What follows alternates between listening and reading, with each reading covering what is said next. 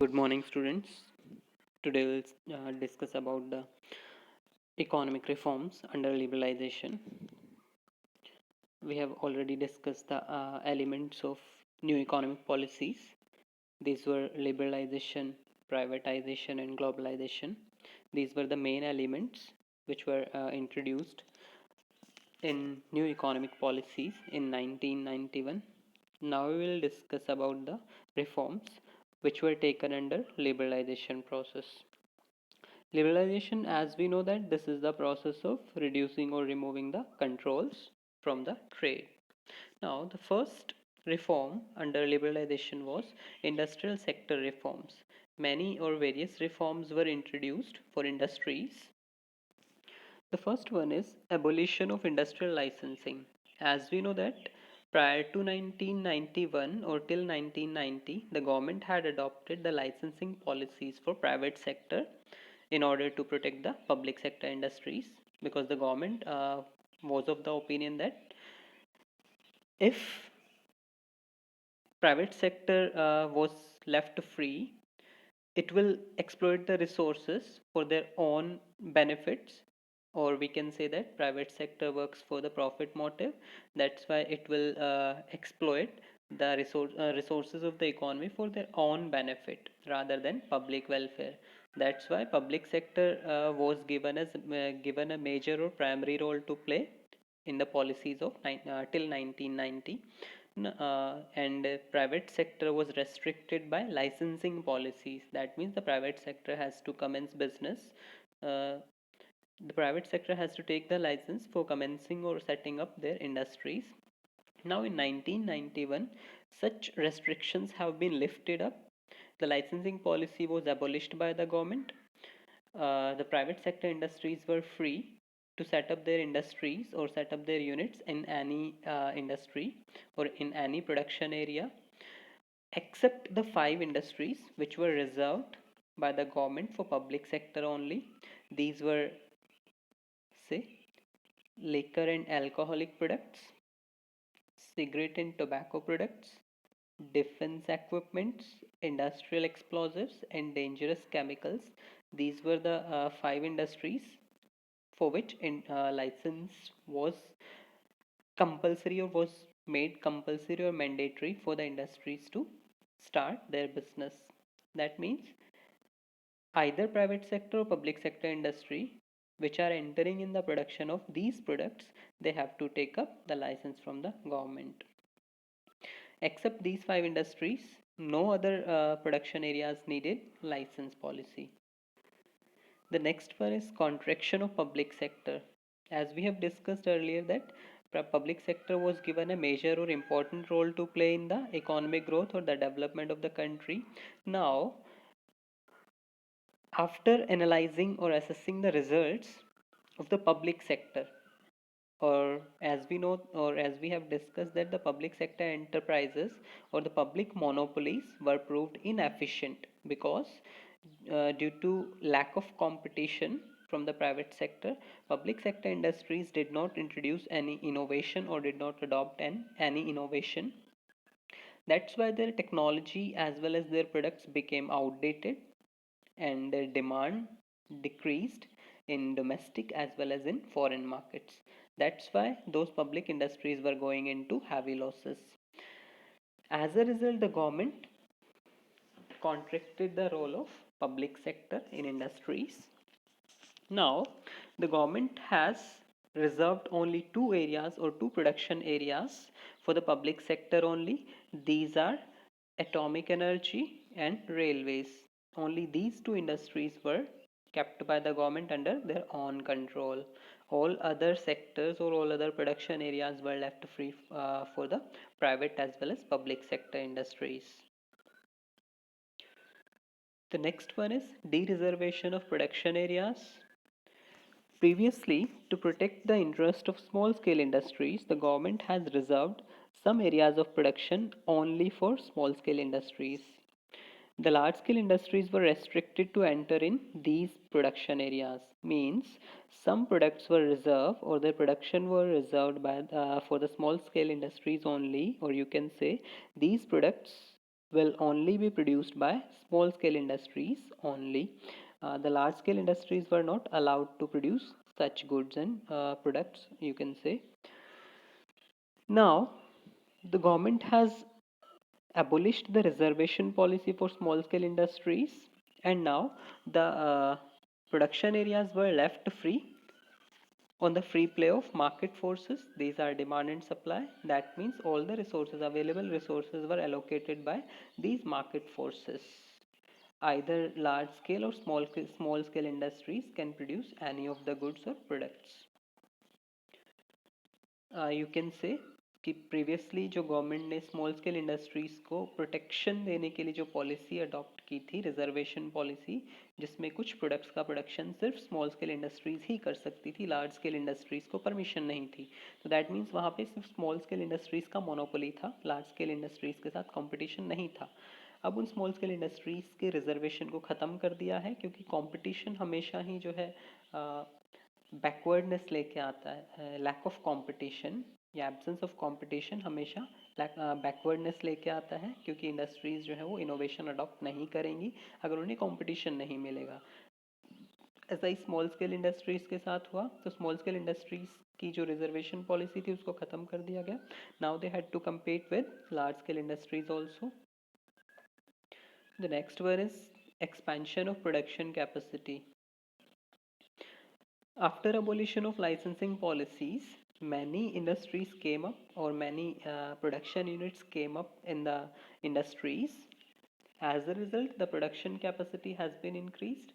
जैसे ही licensing policy ख़त्म की गई, नंबर ऑफ इंडस्ट्रीज जो थी वो इंक्रीज हो गई, या नंबर ऑफ प्रोडक्शन यूनिट्स जो थी वो इंक्रीज हो गई। एक्सपेंशन हुआ प्रोडक्शन कैपेसिटी का, क्योंकि जैसे जैसे number of production units increase होंगी या इंडस्ट्रीज इंक्रीज होंगी तो प्रोडक्शन कैपेसिटी ऑटोमेटिकली इंक्रीज हो जाएगी। The next one is freedom to import capital goods. As we know that previously various restrictions had been imposed by the government on foreign trade also. The government has adopted a closed economic structure, you can say, because to reduce the imports, or you can say, we have discussed previously that to save the foreign exchange reserves, the government had adopted a policy that is named as import substitution policy. Apart from that, to reduce the supply of foreign goods in the domestic market, or to protect the domestic products from the foreign products, the government had imposed various restrictions on the imports or foreign trade, you can say. These restrictions are mainly the import duties, import licenses, and import quotas. Okay, these restrictions, whether which were imposed by the government on foreign trade, restricted the industrialists to import capital goods, for example machineries mainly. And these restrictions or controls to import machineries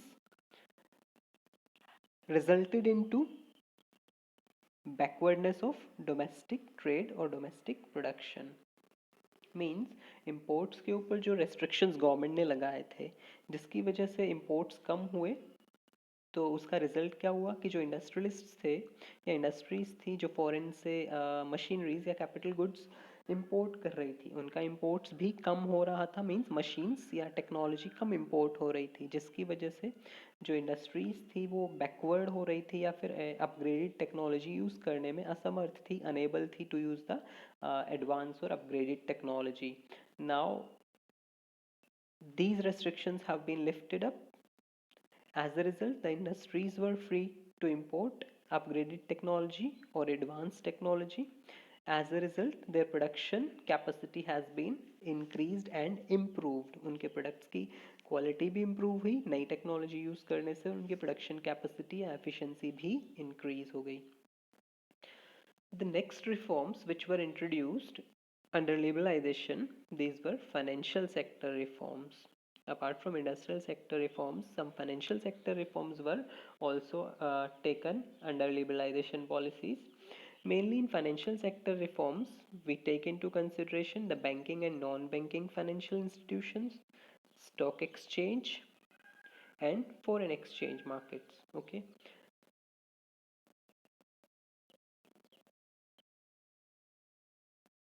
Under financial sector reforms, if we talk about the banking and non-banking financial institutions, previously or prior to 1991, RBI, which was the controller of the banking industry or the banking sector in India, acted as a regulator till 1990. Means prior to 1991 RBI जो कि हमारी banking system को control करता था, वो as a regulator काम करता था. मीन्स सारी जो पॉलिसीज थी वो आरबीआई बनाता था. जो भी पॉलिसी फ्रेमवर्क था आरबीआई बनाता था बैंक्स के लिए, चाहे वो इंटरेस्ट रेट्स का डिटर्मिनेशन हो, चाहे वो लाइक जो भी हमारी रिजर्व रेशियोज हैं उनको मेंटेन करना हो. हालांकि वो आज भी गवर्नमेंट ही आरबीआई ही करता है. लेकिन जो इंटरेस्ट रेट्स थी, जो बैंक्स के लिए लोन्स एंड डिपॉजिट्स के ऊपर जो interest charge and interest allowed हैं, वो आरबीआई डिटरमाइन करता था. ठीक है. That's why RBI is called as a regulator. Now in 1991, the government set free the commercial banks to determine their interest rates under the supervision or the guidance of RBI. Now the RBI is not controlling or regulating the banks to determine, or you can say RBI used to determine the interest rates and imposes these rates on the commercial banks. मतलब हम कह सकते हैं कि पहले RBI determine करता था और थोप देता था कमर्शियल बैंक्स के ऊपर उन इंटरेस्ट रेट्स को जो वो चार्ज करते on the loans and जो वो allow करते on the deposits. But now in 1991 और after 1991 गवर्नमेंट ने क्या किया, बैंक्स को फ्री छोड़ दिया गया, कमर्शियल बैंक्स को, to determine their interest rates. But RBI जो है वो गाइड करेगा उन्हें. ठीक है. डायरेक्शंस देगा, गाइड करेगा, गाइडेंस प्रोवाइड करेगा, लेकिन खुद डिटरमाइन नहीं करेगा. आरबीआई डिटरमाइन करके थोपेगा नहीं, वो सिर्फ गाइडेंस प्रोवाइड करेगा, गाइड करेगा, एंड बैंक्स खुद डिसाइड या डिटरमाइन करेंगे. So now the role of RBI is considered as a facilitator in the financial market, क्योंकि अब जो है वो फैसिलिटेट कर रहा है, उनको गाइड कर रहा है. इंटरेस्ट रेट्स जो है बैंक्स खुद डिटरमाइन कर रहे हैं. See, as a regulator RBI fixes the interest rates for commercial banks, and as a facilitator guides the banks to determine their interest rates by themselves. Banks खुद determine करते हैं interest charged and interest allowed की जो rates हैं. Banks जो है वो उसको जब मर्जी चाहे decrease और increase कर सकते हैं. The next one is FIIs, foreign institutional investments, also increased in India. Foreign institutional investments increase हुई. ये फॉरेन इंस्टीट्यूशनल इन्वेस्टमेंट्स क्या होती हैं? Apart from FDIs, foreign direct investment, foreign institutional investments और फॉरेन डायरेक्ट इन्वेस्टमेंट्स में एक sleek सा difference है कि जहाँ पे एफडीआई ओनरशिप ट्रांसफ़र करता है, एफआईआईज में ओनरशिप ट्रांसफ़र नहीं होती है. फॉर एग्जांपल, अगर कोई एमएनसी इंडिया में आके अपना प्लांट सेटअप करती है, या किसी कोई लैंड खरीद के प्लांट सेटअप करती है, तो वहाँ पे उस एमएनसी का ओनरशिप होगा उस लैंड पे और उस प्लांट के ऊपर उसको खरीदने के बाद. दैट मीन्स यहाँ पे ओनरशिप ट्रांसफ़र हुई. पहले वो लैंड किसी और के पास थी, या वो प्लांट या वो कंपनी जो खरीद ली गई है वो किसी और के ओनरशिप में थी. अब एमएनसी ने खरीद ली है, मल्टीनेशनल कॉरपोरेशन ने आके खरीद लिया. फॉर एग्जांपल जो है फोर्ड आके यहाँ पे जो है नया प्लांट खोलती है, तो फोर्ड की ओनरशिप हो जाएगी उस लैंड या उस प्लांट के ऊपर जो उसने बनाया. Secondly, whereas FIIs does not transfer the ownership. These are the investments which are made broadly in mutual funds and other bonds, the government securities you can say, which do not transfer the ownership. Like कोई individual या कोई institution India में किसी company के जो shares या bonds हैं वो खरीद सकता है. मींस अपने जो पैसा है वो शेयर मार्केट में लगा सकता है या फाइनेंशियल इंस्ट्रूमेंट्स परचेज कर सकता है, लेकिन उन इन्वेस्टमेंट्स के थ्रू ऑनरशिप नहीं खरीदी जाएगी. मींस मालिकाना हक जो है वो उसी के पास रहेगा जिसकी वो कंपनी है. फॉरेनर्स जो है अपना पैसा मार्केट में, फाइनेंशियल मार्केट में इन्वेस्ट कर सकते हैं इन डिफरेंट फाइनेंशियल सिक्योरिटीज़ और इंस्ट्रूमेंट्स। फॉर एग्जांपल, एक बहुत बड़ा एग्जांपल जो है FIIs का होता है, म्यूचुअल फंड्स। म्यूचुअल फंड्स में क्या होता है कि हम अपना जो पैसा है उसको डिफरेंट सिक्योरिटीज़ में स्प्लिट करके जो है इन्वेस्ट करते हैं। ओके, जिससे कि हमारा जो रिस्क है वो टाइड अप नहीं होता, बट जाता है। किसी एक सिक्योरिटी में अगर रिस्क है, पैसा डूबता है, तो दूसरी तो ज़रूर रिटर्न देगी। इस तरीके से हमारा रिस्क जो है वो बट जाता है या कम कर दिया जाता है। तो ये म्यूचुअल फंड्स जो है ओनरशिप नहीं ट्रांसफ़र करते हैं, ये सिर्फ हमारी इन्वेस्टमेंट्स हैं। The next one is the fiscal reforms under liberalization. Fiscal, which is related with the revenue and expenditure of the government, means जो फिजिकल जो टर्म है उसको हम गवर्नमेंट की इनकम एंड एक्सपेंडिचर से रिलेट करते हैं। वो स्टेटमेंट्स जो गवर्नमेंट की इनकम और एक्सपेंडिचर के लिए यूज़ की जाती है, that is known as physical. Okay, so government की रेवेन्यू एंड एक्सपेंडिचर या इनकम एंड एक्सपेंडिचर से रिलेटेड जो रिफॉर्म्स किए गए थे वो फिजिकल रिफॉर्म्स थे। जैसे कि हमें पता है, पहले भी हम पढ़ें कि गवर्नमेंट के जो एक्सपेंडिचर्स थे वो काफ़ी ज़्यादा इंक्रीज़ होते जा रहे थे और उसकी जो रेवेन्यू थी और इनकम थी वो कम थी। ओके, क्योंकि मेनली पब्लिक सेक्टर इंडस्ट्रीज़ जो थी वो इंडिया में डोमिनेंट रोल प्ले कर रही थी। And public sector industries public welfare के लिए काम करती हैं, प्रॉफिट मोटिव के लिए नहीं। ओके, और उन पब्लिक सेक्टर इंडस्ट्रीज़ के ऊपर खर्चा गवर्नमेंट कर रही थी उनके ऑपरेशंस के ऊपर। एंड एक फैक्ट ये भी था कि वो ओवर द ईयर्स वो पब्लिक सेक्टर इंडस्ट्रीज इनएफिशिएंट हुई, लॉसेस में जाने लगी। दैट मीन्स इनकम नहीं हो रही थी और उन लॉसेस का बर्डन गवर्नमेंट को बेयर करना पड़ा। तो एज अ रिजल्ट गवर्नमेंट के एक्सपेंडिचर्स बढ़ते गए। तो उन एक्सपेंडिचर्स को कंट्रोल करने के लिए और इनकम को बढ़ाने के लिए फिजिकल रिफॉर्म्स अडॉप्ट किए गए। फिजिकल रिफॉर्म्स, जैसे कि हमें पता है, रेवेन्यू एंड एक्सपेंडिचर से रिलेटेड हैं। And taxes are the main sources of revenue for the government in India. जो हमारे टैक्सेस हैं, गवर्नमेंट को रेवेन्यू है या इनकम है, मेजर जो सोर्स है इनकम का वो टैक्सेस होते हैं। टैक्सेस से इनकम होती है। Taxes are classified into parts. One is direct tax and other one is indirect tax. As the name suggests, direct tax, which are directly paid by the person on whom they are levied, means जिनके ऊपर लगाए जाते हैं उन्हें ही पे करने होते हैं टैक्सेस। जैसे income tax and wealth tax, जिस पर्सन की इनकम टैक्सेबल है या जिसकी इनकम टैक्स स्लैब में आती है, टैक्स लिमिट से ऊपर है, एग्जाम्पशन लिमिट से ऊपर है, उसे टैक्स पे करना होता है। That is known as income tax, जो कि हमारे बजट में एक स्लैब प्रोवाइड की जाती है एवरी ईयर। उसमें कुछ चेंजेस होते हैं। तो एक एग्जाम्पशन लिमिट होती है जिससे जहाँ तक अगर किसी पर्सन की income for example 5 lakh annual अगर इनकम है किसी पर्सन की, तो उसे टैक्स नहीं देना, तो that is the exemption limit. 5 lakh से ऊपर अगर 1 रुपया भी है तो उसके ऊपर उसे टैक्स पे करना है, से वो जो भी रेट है 10% है। ये वो टैक्स है जो उसी पर्सन को पे करना होता है जिसके ऊपर वो टैक्स लगाया गया है। That means it is paid by the person on home it is levied directly. ये ट्रांसफरेबल नहीं होता, इसका बर्डन जो है किसी दूसरे के ऊपर ट्रांसफ़र नहीं हो सकता है कि लगाया किसी के ऊपर और पे किसी और को करना है, ऐसा नहीं होता है। दूसरी तरफ इनडायरेक्ट टैक्सेस, जैसे नाम से ही पता है, इनडायरेक्ट टैक्सेस दैट मीन्स लगाए किसी और पे जाते हैं और पे किसी और के द्वारा किए जाते हैं। These are paid by the person on whom they are not levied by the government, or they are levied by the government on a person but are paid by the other person. लगाए government के द्वारा किसी person पे जाते हैं या किसी entity कह सकते हो, कोई ऑर्गेनाइजेशन अगर है तो लगाए उस पे जाते हैं लेकिन पे किसी दूसरे को करने होते हैं। ओके, फॉर एग्जांपल GST आज के टाइम पे हम कह सकते हैं, वैट हुआ करता था पहले, सेल्स टैक्स हैं, ये सारे हमारे जो हैं इनडायरेक्ट टैक्सेस हैं। लगते प्रोड्यूसर के ऊपर हैं लेकिन पे कंज्यूमर को या कस्टमर को करने होते हैं। दैट मीन्स इनका बर्डन जो है प्रोड्यूसर्स कस्टमर्स या कंज्यूमर्स के ऊपर ट्रांसफ़र कर देते हैं। तो दीज आर ट्रांसफरेबल, ये इनडायरेक्ट होते हैं, लगाए किसी पे गए और पे किसी और के द्वारा किए गए। ये जो टैक्स स्ट्रक्चर थे दोनों ही, आइदर डायरेक्ट और indirect tax, previously these structures were highly complex and evasive जो टर्म है इट इज़ ये यूज़ की गई है, जो टैक्स की चोरी है उसके लिए यूज़ किया जाता है। टैक्स इवेशन जिसको हम कहते हैं, tax evasion that is tax की चोरी।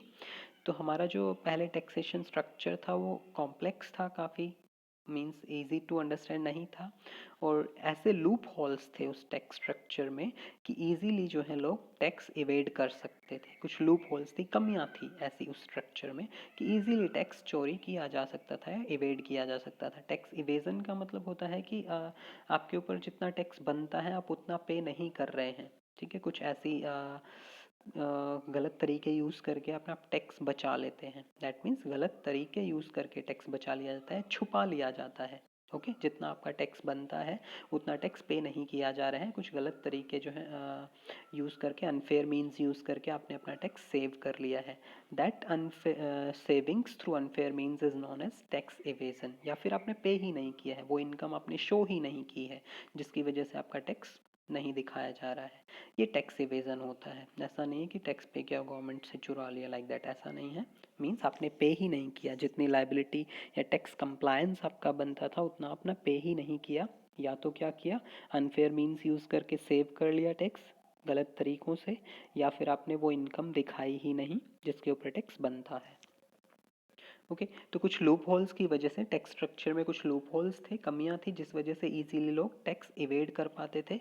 और ये टैक्स गवर्नमेंट की इनकम होता था, तो जो टैक्स कम पे करेंगे लोग या बचा लेंगे तो गवर्नमेंट की इनकम भी कम होएगी, इसकी वजह से गवर्नमेंट रेवेन्यू रिड्यूस हो गया।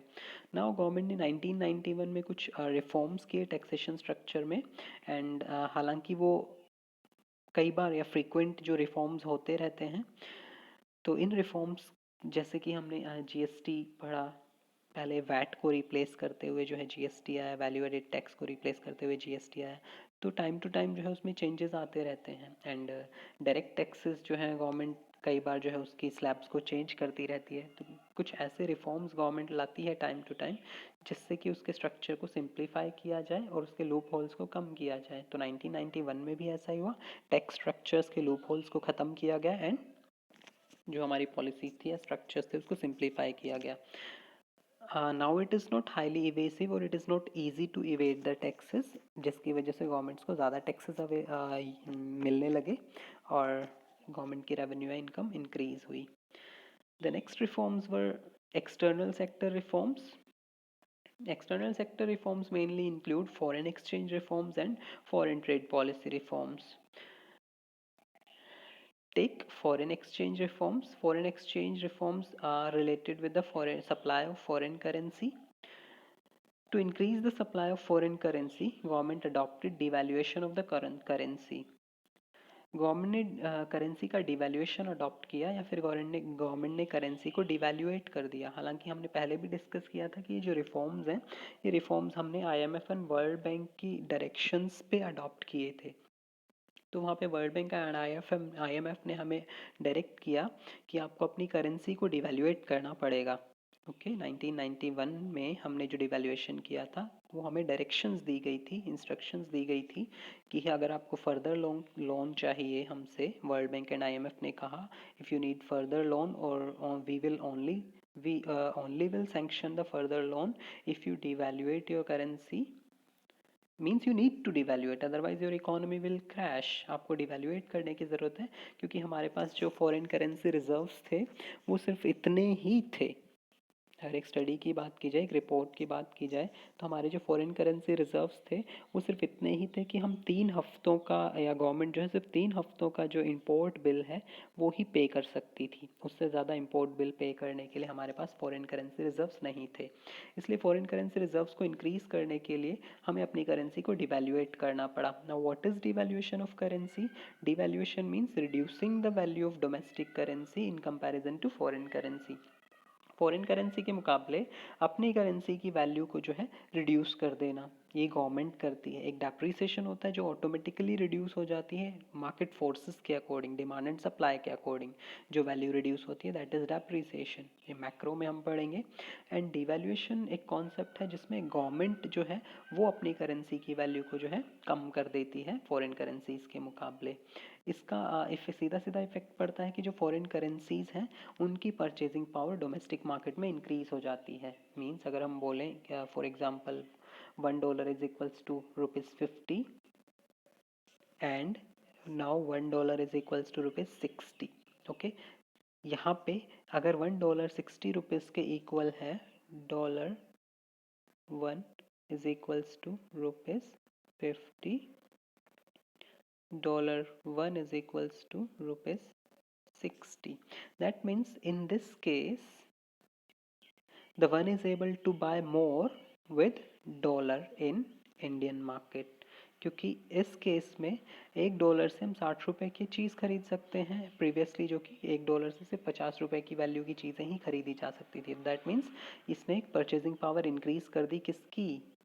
फॉरेनर्स की. ओके, इसकी वजह से क्या हुए? हमारे एक्सपोर्ट्स इंक्रीज हुए, क्योंकि अब फॉरेनर्स हमारी कंट्री के प्रोडक्ट्स को ज़्यादा खरीद पाएंगे, क्योंकि हमारे प्रोडक्ट सस्ते हो गए हैं, क्योंकि उनकी परचेजिंग पावर इंक्रीज हो गई है. सस्ते मीन्स प्राइसेस डिक्रीज नहीं हुए, लेकिन उनकी परचेजिंग पावर इनकम या फिर रियल इनकम इंक्रीज हो गई है. ओके, फॉरेनर्स की. दैट्स वाई हमारे एक्सपोर्ट्स इंक्रीज हुए, एंड एक्सपोर्ट्स के बदले हमें फॉरेन करेंसीज रिजर्व्स इंक्रीज हो गई, हमारे फॉरेन एक्सचेंज रिजर्व्स इंक्रीज हुए. The next one is foreign trade policy reforms.